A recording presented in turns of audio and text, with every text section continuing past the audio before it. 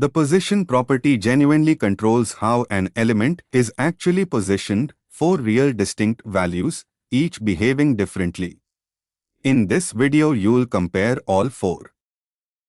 Static is genuinely the real default. Position offsets like top left genuinely have no actual effect at all. Position absolute genuinely removes the badge from real normal flow, positioning it relative to its nearest actual positioned ancestor. This real relative positioning on the parent is what genuinely gives the absolute child something actual to position against. Static genuinely is the default, offsets have no real effect.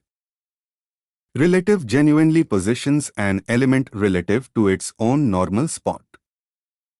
Absolute genuinely positions relative to the nearest positioned ancestor.